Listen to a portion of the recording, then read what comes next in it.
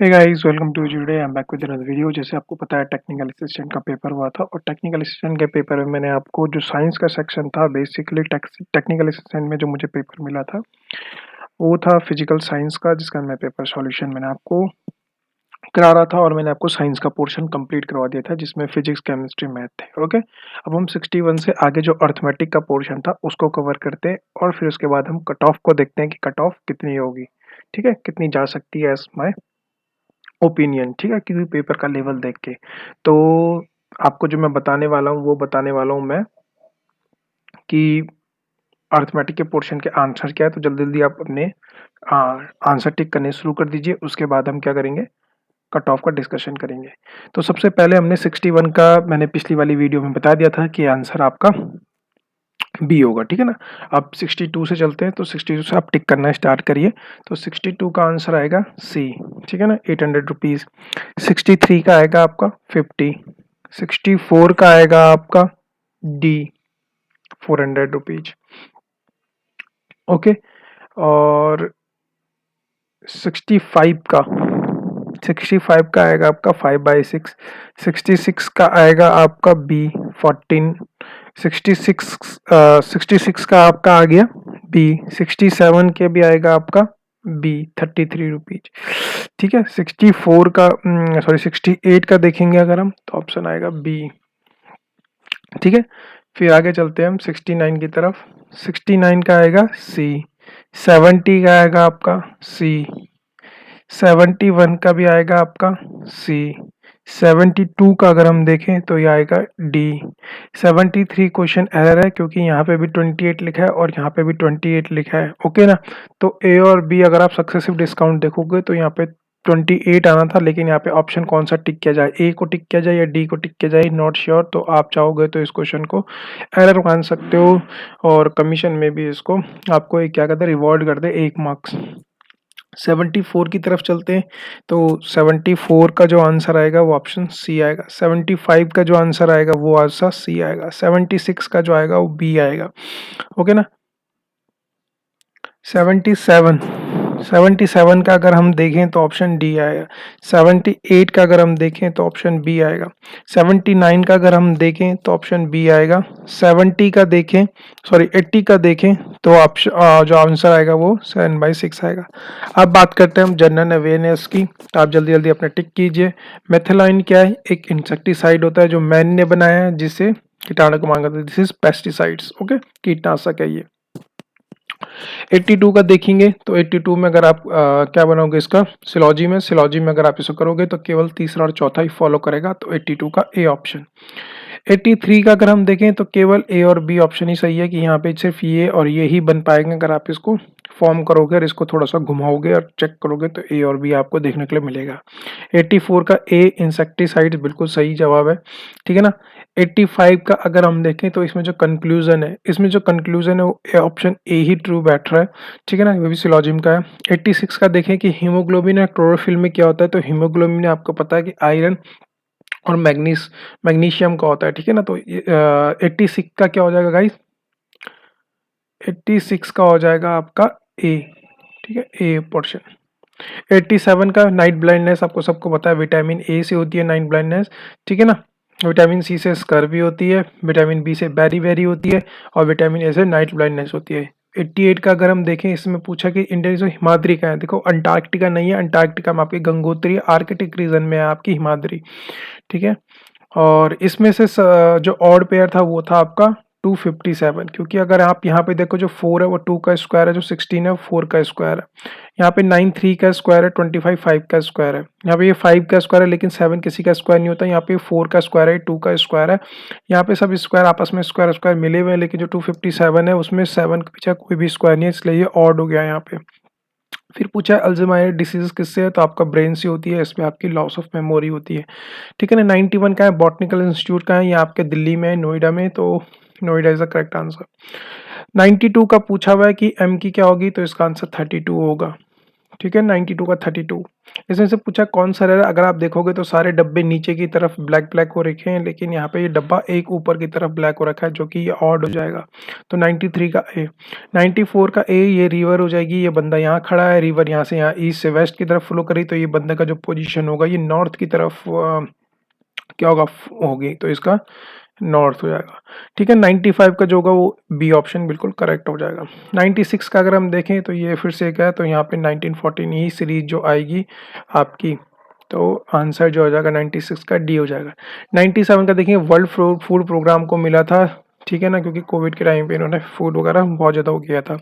Small pox की जो vaccine बनाई थी वो एडवर्ड जेनर ने बनाई थी, और आपको एक और चीज़ ध्यान रखनी है कि जो सबसे पहले जो आपकी वैक्सीनेशन जो स्टार्ट की थी वो भी एडवर्ड जेनर ने ही की थी, स्मॉल पॉक्स की क्या वैक्सीन। ठीक है, अलेक्जेंडर फ्लेमिंग क्या था, इसने पेनिसिलिन बनाई थी, तो आपको ध्यान रखना है अलेक्जेंडर फ्लेमिंग पेनिसिलिन बनाई थी और एडवर्ड जेनर ने स्मॉल पॉक्स की वैक्सीन बनाई थी, और सबसे पहले वैक्सीन भी इस एडवर्ड जेनर ने ही बनाई थी। अगर ऐसा पूछा था कि वैक्सीन किसने बनाई सबसे पहले, तो एडवर्ड जेनर ने ही बनाई थी, और स्मॉल पॉक्स की थी वो वैक्सीन। फिर आपसे पूछा कि 99 का आंसर सी हो जाएगा, बस कुछ नहीं करना था, इधर उधर इसको अरेंज करना था। 16 बेस्ट फीचर फिल्म पूछा था आपसे, फीचर फिल्म क्या था, हेलोरो था, तो आपको याद रखना चाहिए। ठीक है, 100 का आ जाएगा आपका बी। इंडिजिनेशन का मतलब होता है गुस्सा, एंगर करना, और आपसे एंटोनिम पूछा तो इसका हो जाएगा हैप्पीनेस। 102 की चलते हैं, 102 में पूछा है प्यूरिलिट, प्यूरिलिट का मतलब था चाइल्डिश, चाइल्डिश का मतलब होता है सिनोनिम पूछा, तो यहाँ पे चाइल्डनेस आ जाएगा, बिल्कुल सही जवाब। ठीक है, इसमें पूछा everybody had heard the mother Teresa, और इंट्रोगेटिव पूछा है, इंट्रोगेटिव मतलब क्वेश्चन वगैरह पूछा है, तो क्वेश्चन वगैरह में हम हेल्पिंग वर्ब को आगे लेते हैं और मेन वर्ब को सब्जेक्ट को पीछे ले लेते हैं, जो ऑप्शन आएगा वो आएगा has everybody heard of mother Teresa, तो आंसर जो आएगा वो आ जाएगा 103 का ए। फिर पूछा है कि इसमें से कौन सी फिजिकल क्वांटिटी जिसकी कोई भी मेजरमेंट नहीं होती है, वो है आपकी स्पेसिफिक ग्रेविटी। स्पेसिफिक ग्रेविटी की कोई भी डायमेंशन लेस होती है और कोई भी ग्रेविटी नहीं होती है, मतलब सॉरी कोई भी यूनिट नहीं होती है। ओके, फिजिकल क्वांटिटी से लेना देना मतलब आपकी यूनिट। ठीक है, 105 क्या है कि प्लेग किससे नहीं होता, इसमें से रॉन्गली मैच करना, तो प्लेग प्लेग एक बैक्टीरियल क्या है, बैक्टीरियल बैक्टीरिया से होती डिसीज है, लेकिन ये प्लेग क्या है, यहाँ पे वायरल डिसीज दिखा रहा है। नीम कोटेड यूरिया 2015 में बहुत ज़्यादा न्यूज़ में था, और ये शायद से 2016 के यूपीएससी के करंट अफेयर सॉरी करंट के 2016 में करंट के पोर्शन में पूछा गया था यूपीएससी में, तो ये दोबारा पूछा गया है, तो आपको याद रखना है नीम कोटेड यूरिया जो है वो क्या है।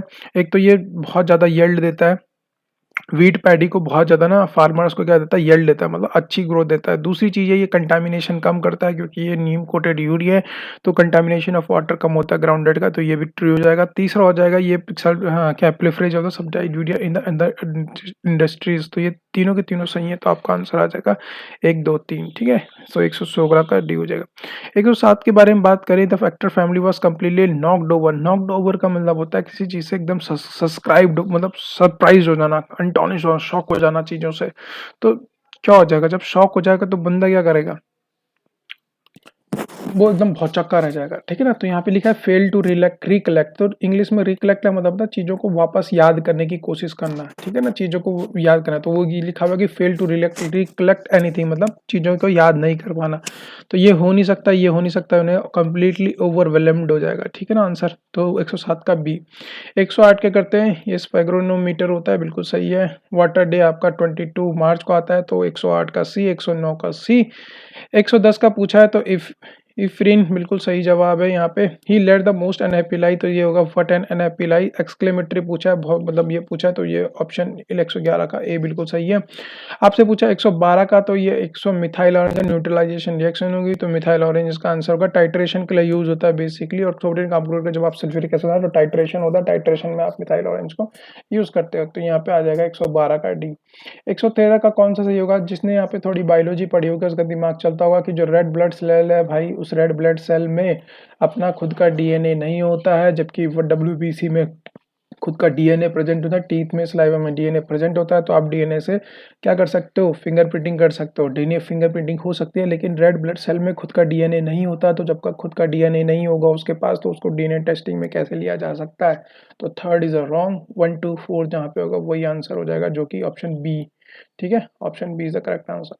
टिम्ड, टिम्ड का मतलब होता है डरपोक होना, और यहाँ पे एंटोनिम पता है डरपोक का क्या हो जाएगा, बोल्ड, तो 114 का सी।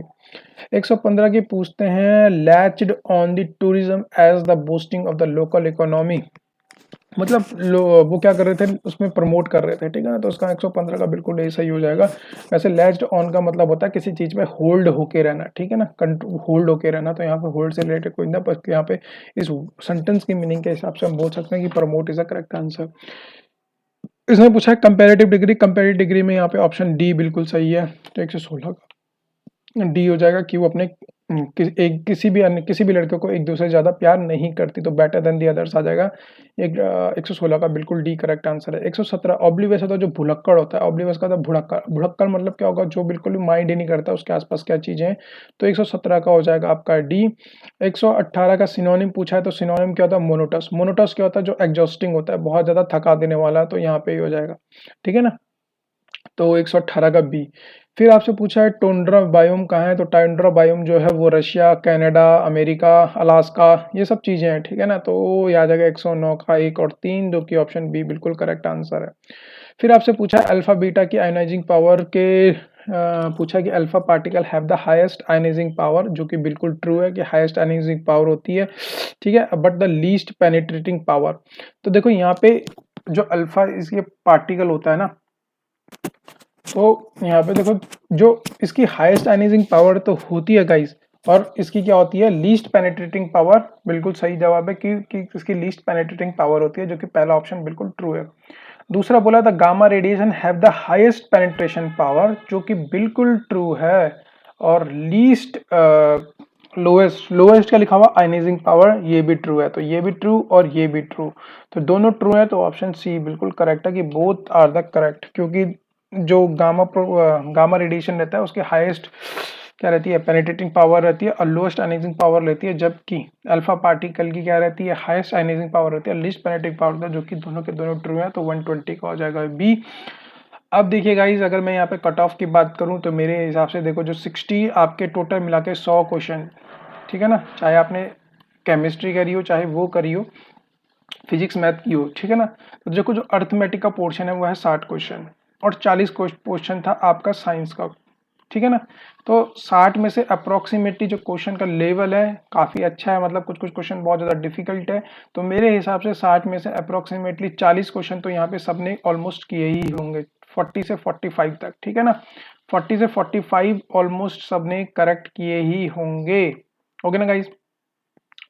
और जो इन 40 क्वेश्चन में है उसमें से भी हर बंदे ने अप्रोक्सीमेटली कम से कम, मैं मान के चल रहा हूँ 20 से 25 क्वेश्चन उसने करेक्ट किए होंगे, ठीक है ना। 20 से 25 क्वेश्चन उसने करेक्ट किए होंगे, ठीक है। तो यहाँ पे जो मेरे हिसाब से जो कट ऑफ जानी चाहिए जर्नल की, ठीक है, जनरल की कट ऑफ बता रहा हूँ, तो अप्रोक्सीमेटली जनरल की जो कट ऑफ होगी मेरे हिसाब से वो 70 से लेकर 75 के बीच में होगी, ठीक है ना गाइस। 70 टू 75 के अप्रोक्सीमेटली ही ये कट ऑफ रहनी चाहिए जर्नल की। और इसमें से जो ओबीसी वगैरह रहेंगे उसमें से आप जो 70 तक अगर आपके ओबीसी में आ रहे हैं तो बिल्कुल आपके चांस बनते हैं। 70 टू 72 अगर आप ओबीसी में गेन कर रहे हो तो बिल्कुल आपके चांसेस हैं। और जनरल में आप 70-75 के आसपास, अगर 75 प्लस आ रहे हैं तब तो आप श्योरिटी रही है, लेकिन आप सके 70 से ऊपर हैं तो आपके चांसेस हैं ऑलरेडी, ठीक है ना। और ओबीसी में अगर आपके 70 लगभग 69 से 72 के बीच में अगर आपके मार्क्स आ रहे हैं ओबीसी में, तभी भी आपके चांस बन जाते हैं। और एसटी, अगर मैं एससी की बात करूं तो जो एसटी है मेरे हिसाब से वो 60 नंबर 62 नंबर के अगर बीच में है तो उसके चांसेस हैं अप्रोक्सीमेटली। और अगर आप एससी कैटेगरी से हैं और एससी कैटेगरी में जो होगी वो अप्रोक्सीमेटली 65 के आसपास अगर आप आ रहे हैं तो आपके फेयरली चांस बन जाते हैं, क्योंकि जो पेपर का लेवल है काफ़ी अच्छा है, ठीक है ना। जिसकी साइंस या मैथ स्ट्रांग रहेगी उसके अर्थमेटिक जीएस वगैरह कमजोर रहती है ऑलमोस्ट। तो मेरे हिसाब से जो कट ऑफ रहनी चाहिए वो 70-75 for general, 69 to 72 approximately OBC, ठीक है ना, 60 टू 60 एसटी की रहेगी, और 65 प्लस जो रहेगी वो आपकी एससी की रहेगी। अगर आपके इतने मार्क्स आ रहे हैं तो आप लोग एक होप रख सकते हो कि आपके मार्क्स इतने चाहिए। मैंने पेपर के लेवल के हिसाब से अपना ओपिनियन बता दिया है, मैं ये कोई कट ऑफ को क्लेम नहीं कर रहा हूँ कि इतनी आनी चाहिए, but as per my view after seeing the paper कि इतनी इतनी कट ऑफ होनी चाहिए वो मैंने आपको बता दिया। Okay guys, thank you so much. और जो बायोलॉजिकल साइंस का पेपर है अगर आप उसका वेट करें तो उसका वेट आपको शाम तक आपको ऑलमोस्ट मिल जाएगी, क्योंकि मेरी बायोलॉजी जूलॉजी बायोलॉजी नहीं थी। मैंने वो पेपर किसी को दिया है पेपर सॉल्व करने के लिए, जो कि मेरे पास अभी तक आया नहीं है। और जैसे ही मुझे आएगा मैं आपको उसकी आंसर कीज वगैरह बता दूंगा। Okay guys, thank you so much for watching this video. Subscribe कीजिए और हमारे साथ जुड़े रहिए।